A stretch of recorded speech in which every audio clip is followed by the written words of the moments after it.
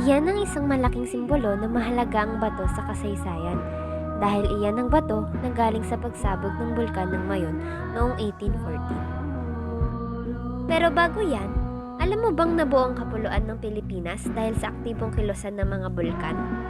E paano ba naman kasi ang Pilipinas ay nasa loob ng Pacific Ring of Fire? Laganap sa kanya ang iba't ibang natural na mga sakuna tulad ng lindol at pagsabog ng bulkan.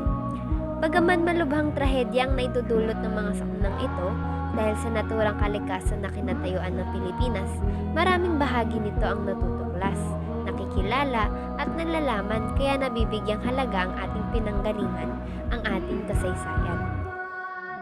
Ang batong natatagpuan ng mga heologo sa iba't ibang panig ng bansa ay nagsisimbolo ng bakas ng kasaysayan sa iba't ibang panahon.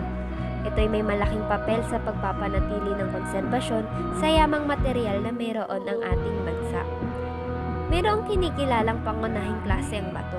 Ito ang igneous, sedimentary at metamorphic rocks.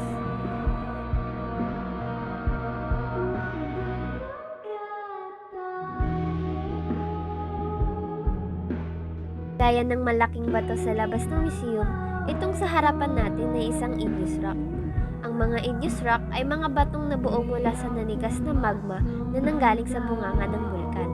Ang batong ito ay isang extrusive rock na nabuo sa ibabaw ng lupa, kaya ang ilan sa mga ito ay nagiging sanhi ng pagkawasak sa mga tirahan at iba pang gusali, gaya na lamang ng simbahan sa Kagsawa sa Albay, Bicol, na kinalala na ngayon bilang isang makasaysayang lugar.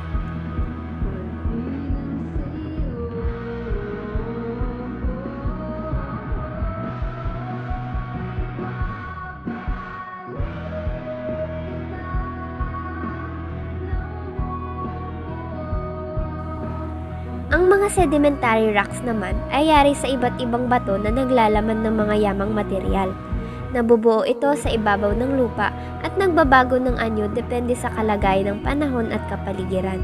Isang halimbawa nito ang Maribojoc Church sa Bohol na gawa sa coral stone at naitayo noong 1852. Nakuha ang iilang piraso nito dahil sa 7.2 magnitude na lindol noong 2013. Dahil sa tanyag na katibayan ng makabuluhang kultura, sining at kasaysayan sa lugar, tinagurian na itong bilang isang national treasure ng bansa.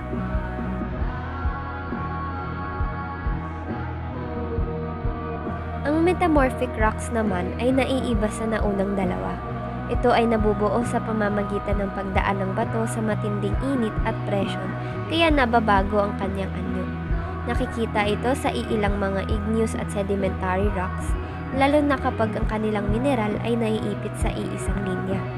Isang halimbawa nito ang graphite schist na natagpuan sa San Vicente, Palawan na nabibilang sa Cretaceous Caramay schist noong 66 hanggang 145 milyong taon pa. Dahil sa katandaan ng mga batong ito, nagsisimbolo ito ng kadakilaan sa kanilang pagiging saksi sa iba't ibang panahon simula't pa sa simula. Tutuusin, hindi ko naman masyadong pinapansin ang mga bato. Kadalasan pa nga, sisipain lang naman sila, lalo na kapag pikon ka. Pero dahil dito, masasabi kong may halaga pala talaga ang mga bato. Kahit na bato lang yan sa ilan, hindi natin mababago ang katotohanang may kanya-kanyang pinanggalingan ang mga ito. May iba't ibang karanasan, mas marami at mas malalim pa nga ang kanilang istorya. Isa itong paalala na sila naman ang naunang manatili sa mundo. Sila rin ang nabibilang sa kamanghamanghang kalikasan nito. Kaya hindi ko may pagkakaila kung gayon na lamang ang kadakilaan ng mga bato.